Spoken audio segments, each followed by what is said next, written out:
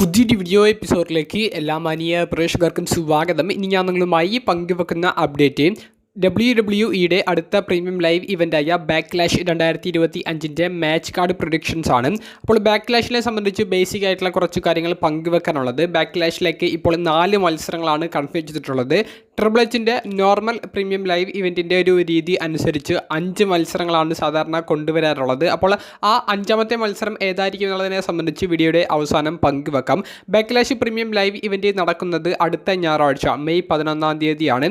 രാവിലെ 4:30 മുതൽ നമുക്ക് നെറ്റ്ഫ്ലിക്സ് എന്ന് പറയുന്ന ഓൺലൈൻ പ്ലാറ്റ്ഫോമിലൂടെ ലൈവ് കാണാൻ സാധിക്കും. ഇനി നെറ്റ്ഫ്ലിക്സ് അല്ലാതെ കാണാൻ ആഗ്രഹിക്കുന്നവർ നമ്മുടെ ഡിസ്ക്രിപ്ഷൻ ബോക്സിൽ ഒരു വാട്സപ്പ് ഗ്രൂപ്പിൻ്റെ ലിങ്ക് കൊടുത്തിട്ടുണ്ട്. റസൽമീനിയയിലൊക്കെ പങ്കുവെച്ച ആ ഒരു അപ്ഡേറ്റ് തന്നെയാണ്. ആ ഒരു ഗ്രൂപ്പിൽ ജോയിൻ ചെയ്യുന്നവർക്ക് മറ്റ് വെബ്സൈറ്റുകളുടെയും ആപ്പുകളുടെയും ലിങ്ക് ലഭ്യമാകുന്നതാണ്. അപ്പോൾ മാക്സിമം കൂട്ടുകാർ ഇപ്പോൾ തന്നെ ജോയിൻ ചെയ്യുക. റാൻഡി ഓർട്ടൻ വേഴ്സസ് ജോൺ സിന തമ്മിൽ അവർ ഏറ്റുമുട്ടാൻ പോകുന്ന ഏറ്റവും അവസാനത്തെ മത്സരം ലൈവ് തന്നെ കണ്ട് ആസ്വദിക്കുക. ഇനി നമുക്ക് മാച്ച് കാർഡ് പ്രൊഡിക്ഷനിലേക്ക് കടക്കുകയാണെങ്കിൽ ആദ്യത്തെ മത്സരം നിലവിലെ വുമൻസ് ഇന്റർ കോണ്ടിനെൻ്റൽ ചാമ്പ്യനായ ലൈറ വാൽക്കീരിയ ബെക്കി ലഞ്ച് എന്ന സൂപ്പർ താരത്തിനെതിരെ ടൈറ്റിൽ ഡിഫെൻഡ് ചെയ്യുന്ന ചാമ്പ്യൻഷിപ്പ് മത്സരമാണ്.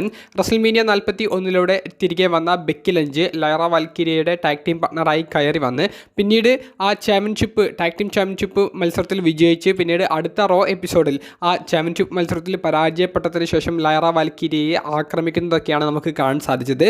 ലൈറ വാൽക്കീരിയ വേഴ്സസ് ബെക്കി ലഞ്ച് തമ്മിലുള്ള മത്സരം അത് ബെക്കി ലഞ്ചിന് അനുകൂലമായിട്ടുള്ള ഒരു മത്സരമാണ്. ബെക്കി ലഞ്ച് പുതിയ വുമൻസ് ചാമ്പ്യൻ ആകാൻ സാധ്യതകൾ ഏറെയുള്ള മത്സരമാണ്. എൻ്റെ പ്രൊഡിക്ഷൻ ബെക്കി ലഞ്ചിൻ്റെ കൂടെയാണ്.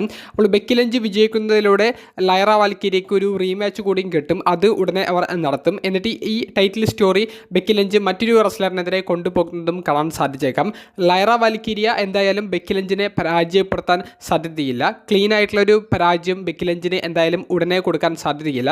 ബെക്കി ലഞ്ച് ഒരു വർഷത്തിന് ശേഷം തിരികെ വന്നത് ഇങ്ങനെ ലൈറ വാൽക്കീരിയെ പോലെയുള്ള ഒരു റെസ്ലറിനെതിരെ പരാജയപ്പെടാൻ ആയിരിക്കില്ല എന്നുള്ള ഒരു വിശ്വാസമുണ്ട്. അതുകൊണ്ടാണ് ബെക്കി ലഞ്ചിനെ വിജയിക്കുമെന്ന് ഞാൻ പ്രൊഡിക്റ്റ് ചെയ്യാൻ കാരണം. നിങ്ങളുടെ പ്രൊഡിക്ഷൻ കമൻറ്റ് ബോക്സിൽ രേഖപ്പെടുത്തുക.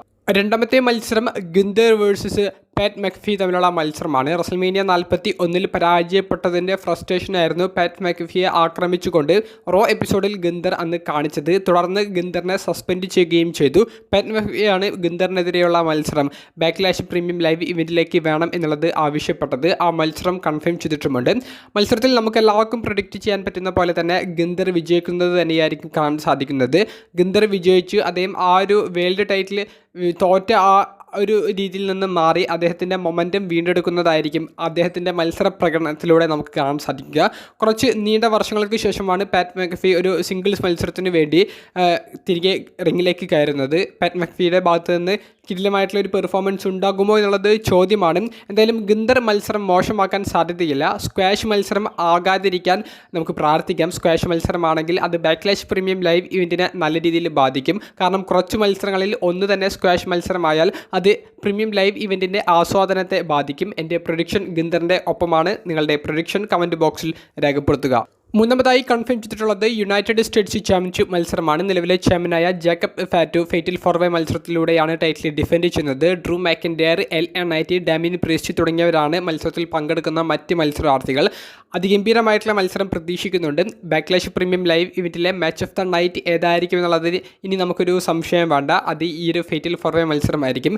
ഫേറ്റൽ 4-way ആയതുകൊണ്ട് തന്നെ നോ ഡിസ്ക്വാളിഫിക്കേഷൻ റൂൾസ് ആണ്. അതുകൊണ്ട് തന്നെ വെപ്പൺസൊക്കെ യൂസ് ചെയ്യപ്പെടുന്നതായിട്ട് കാണാൻ സാധിച്ചേക്കാം. ഈ ഒരു മത്സരത്തിൽ പറഞ്ഞു പോകുന്ന സ്റ്റോറി സോളോ സിക്കോവയുടെ ഇടപെടൽ ജേക്കബ് ഫാറ്റു പരാജയപ്പെടുന്നതിലേക്ക് നയിക്കുമോ എന്നുള്ള തലത്തിലാണ്. എന്നാൽ ഞാൻ എൻ്റെ പ്രൊഡിക്ഷൻ പങ്കുവെക്കുന്നത് സോളോ സിക്കോവ മത്സരത്തിൽ ഇടപെട്ടാലും Jacob Fatu പരാജയപ്പെടില്ല. Jacob Fatu title return ചെയ്യുന്നത് തന്നെയായിരിക്കും നമുക്ക് കാണാൻ സാധിക്കുക. അത്തരത്തിലുള്ള ഒരു എൻഡിങ് തന്നെയാണ് ഞാനും പ്രതീക്ഷിക്കുന്നത്. എന്നാൽ അതിനർത്ഥം സോളോ സിക്കോവയും ജേക്കബ് ഫാറ്റും തമ്മിലുള്ള ഒരു പ്രശ്നങ്ങൾ അവർ കാണിക്കില്ല എന്നുള്ളതല്ല. പക്ഷേ ആ പ്രശ്നങ്ങൾ മൂലം ജേക്കബ് ഫാറ്റു പരാജയപ്പെടുന്നത് നമുക്ക് ഈ പ്രീമിയം ലൈവ് ഇവൻറ്റിൽ കാണാൻ സാധിക്കില്ല. ജേക്കബ് ഫാറ്റു ടൈറ്റിൽ റിട്ടേൺ ചെയ്യുന്നതായ എൻ്റെ ഒരു പ്രൊഡിക്ഷൻ. നിങ്ങളുടെ പ്രൊഡിക്ഷൻ ഈ ഫേറ്റൽ 4-way സംബന്ധിച്ചുള്ളത് കമൻറ്റ് ബോക്സിൽ രേഖപ്പെടുത്തുക. കൺഫേം ചെയ്തിട്ടുള്ളതിൽ 4ാമത്തെയും മെയിൻ ഇവൻറ്റ് മത്സരം എന്ന് പറയുന്നത് അൺഡിസ്പ്യൂട്ടഡ് WWE ചാമ്പ്യനായ ജോൺ സിന റാൻഡി ഓർട്ടൻ എന്ന സൂപ്പർ താരത്തിനെതിരെ ടൈറ്റിൽ ഡിഫെൻഡ് ചെയ്യുന്ന ചാമ്പ്യൻഷിപ്പ് മത്സരമാണ്. ഇരുവരുടെയും അവസാനമായി ഏറ്റുമുട്ടുന്ന ഒരു സിംഗിൾസ് മത്സരം എന്ന രീതിയിലാണ് റാൻഡി ഓർട്ടൻ്റെ ജന്മനാട്ടിൽ വെച്ച് നടക്കുന്ന ബാക്ക്ലാഷിലേക്ക് ഈ ഒരു മത്സരം പ്രൊമോട്ട് ചെയ്യുന്നത്.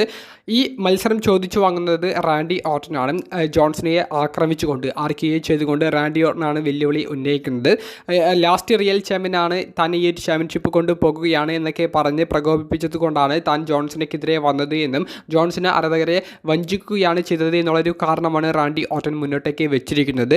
റാൻഡി ഓർട്ടൻ വേഴ്സസ് ജോൺസന തമ്മിലുള്ള മത്സരത്തിൻ്റെ പ്രഡിക്ഷൻ ജോൺസന ടൈറ്റിൽ റിട്ടേൺ ചെയ്യും എന്നാണ്. പക്ഷേ അതൊരു ക്ലീൻ ആയിട്ടുള്ള പരാജയം റാൻഡി ഓർട്ടന് സമ്മാനിക്കുമോ എന്നുള്ളത് ചോദ്യചിഹ്നമാണ്. ജോൺസനെ സഹായിക്കാൻ വേണ്ടി ഏതെങ്കിലും ഒരു റെസ്ലറിൻ്റെ ഇടപെടൽ ഉണ്ടായാലും അത്ഭുതപ്പെടേണ്ടതില്ല.